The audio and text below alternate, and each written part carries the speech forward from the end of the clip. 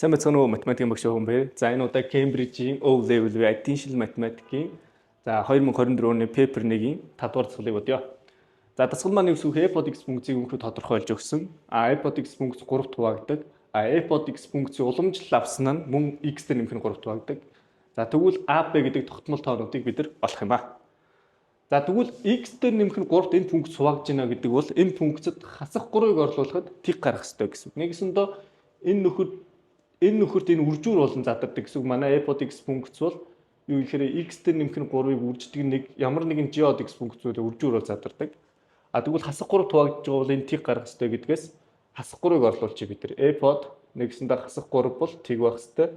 Нөгөө талаас уламжлал авсан мөн x дээр нэмэх нь 3 хуваагдж байгаа гэдэг чинь уламжлал авсан нь мөн хасах 3-ыг орлуулахад тийг байх ёстой. За энэ хүү систем тэгштэглийг бодох юм бол манай бодлого хариу гарах болно. За систем тэгштэглээ зохиох юм бол юуг зохиох вэ гэхээр уг функцтэй хасах 3-ыг орлуулчих. Нэгсэндээ 5-ыг үрждэг нь хасах 3-ын 3 зэрэг нэмдэг нь 9а нэмдэг нь 39-ийг үрждэг нь хасах 3 нэмдэг нь b.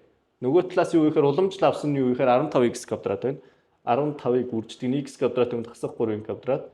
Эндээс 2-ыг a нэмдэг нь 2a-г үрждэг нь хасах 3 нэмдэг нь 39 байна. За энэ хүү систем тэгштэглийг бодоход манай бодлогын хариу a тэнцүү 29, b тэнцүү хасах 9 гарах нэ. Анхаарлаа хандуулсанд баярлалаа.